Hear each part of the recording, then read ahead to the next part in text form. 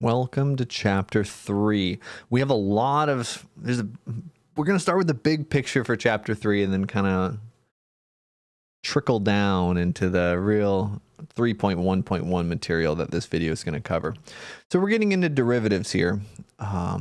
This whole chapter is about what is a derivative, how do we find a derivative, and this first section, 3.1, will define the derivative, and then in the later sections we'll define new ways of finding the derivative. All right, but most of this chapter is focused on making things easier than they're going to be in this section. Okay, so this section is going to be a little bit messy, and there's going to be a lot of algebra, and there's a cat already sitting on my notes. Okay, so we're going to start this section by introducing what a derivative is, and I'm going to spoil it for everyone. I think I may have spoiled it in an earlier video, but I'm going to spoil it again. The derivative is just the slope. Slope, derivative, they mean the same thing. Okay, I'm going to say it 50,000 times this entire class. Derivative is slope. Now, we spent a lot of time, well, we spent one section anyway, talking about secant lines and tangent lines. Well, that is going to come into play today, too. How does it come into play? That's a great question. The answer is underneath these paws. I'm sorry, October. So we're going to start by talking about something called a difference quotient. And that's something that we've actually been working with for a while now. I'm sorry, October, goodbye. And here's the formal definition for a difference quotient. All right. Definition. Let f be defined. So we're looking at some function that's defined on an interval I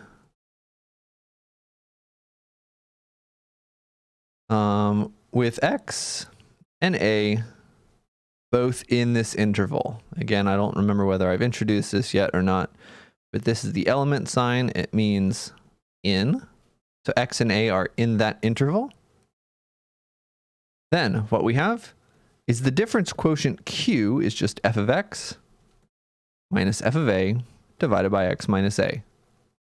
So we've done this before, right? This is the slope of the secant line. This is the average rate of change. Difference quotient, slope of secant line, average rate of change. It's all the same formula. It's just a change in f, a change in y, change in function value f divided by the change in x. Okay, so slope, rise over run, difference quotient, secant lines, they're all connected. And then it also appears in a little different way as well. Let's look at the second definition as well. F of a plus h minus f of a divided by h. Now my claim is that these are the same thing. Well, first off, they are both equal to q, so they have to be the same thing. But why are they the same thing? Well, f of a and f of a, okay, that's the same thing. That's relatively straightforward. F of a is the same thing as itself. What about the other pieces? What's the bottom? If h, and we saw this a little bit in the past when we dealt with h, if h is just, we think about h as a distance. H is just how far away these 2 points are. How far away x is from a. Well, if h literally is just the distance between x and a, then the denominators are also the same. So all that's left is convincing ourselves that these two things are the same. Well, if h is x minus a, then add a to both sides. If we add a to both sides, what do we get? That x is equal to a plus h. So they really are the same formula. One is saying we have 2 points, x and a. What's the difference quotient? The other one says we really care about just a. And then let's have h be the distance, how far away we are from A. We'll talk a lot more about this in this video and in the next video especially. So again, I said it once before, I'll say it again. These are just the slope of the secant lines. Okay, a lot of different things. Think about slope of secant lines. It's also average rate of change. Talked about that before. And it's more things too. Now let's try to breathe. Breathing's important. Let's go on a little adventure. Now in this little adventure, oh, that's the wrong window. In this little adventure, we've gone on it a little bit before, and I want to look at it again. All right, so here is let's look at a function, the green graph. Let's look at this green graph. Now this red graph is the secant line between 2 points, blue point, dark blue point, and light blue point. Red is the secant line. Secant line is just the line connecting 2 points. Now, the slope of that secant line can be gained with this formula, where x is the x coordinate on the left, or on the right, and a is the x coordinate on the left. So in our little example here, right, we have, let's look at, I think something on the left, an x value of 0.5, and something on the right, maybe an x value of about 1.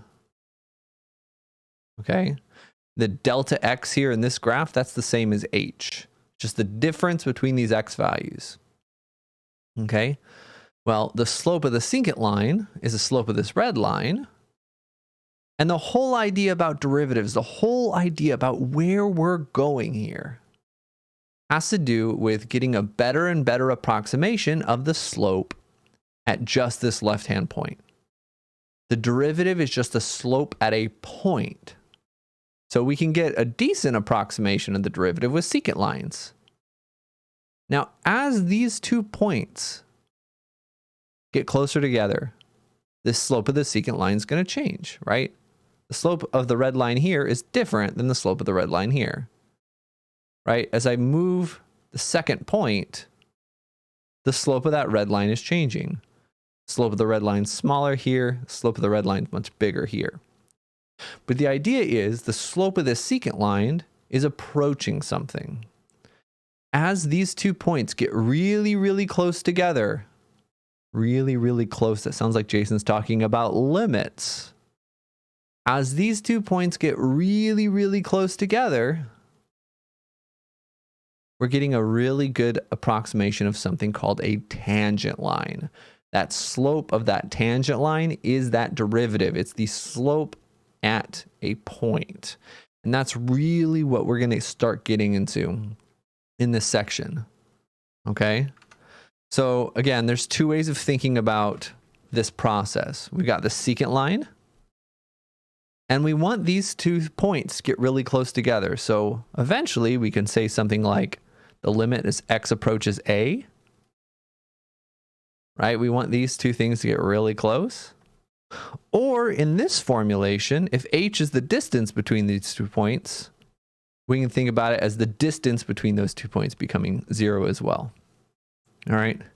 So if we have like average velocity, let's average. That's another time that we saw this formula. Average velocity, we can get an average velocity over an interval. But for instantaneous velocity, we approximated that by looking at the average velocity over a really tiny interval.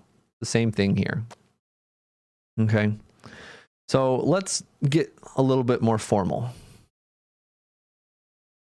And then we're really going to use and like hone in on this idea in the next video. This is just my attempt at kind of introducing these topics, showing where they're coming from and stuff like this. So let f, again, be defined on an open interval.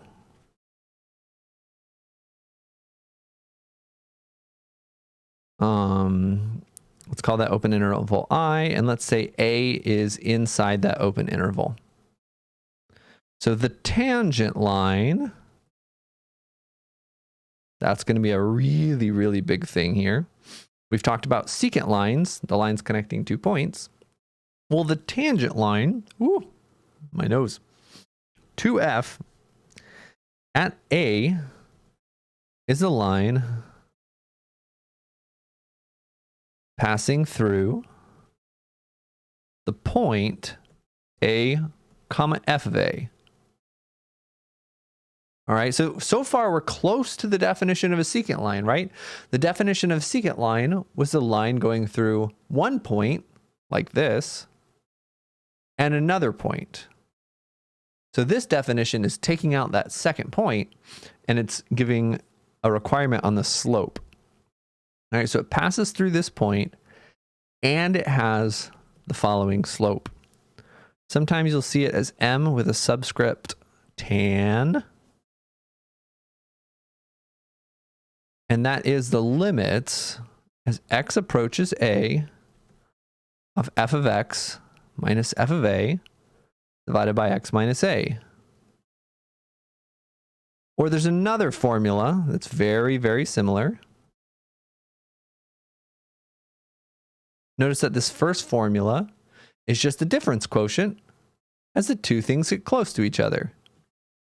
Right? Just the difference formula, and x is getting really, really close to A. Getting really, really close to something, that's the idea of a limit. Well, the second one's going to be similar, but now there's no x. Think of h as the distance our 2 points are from each other.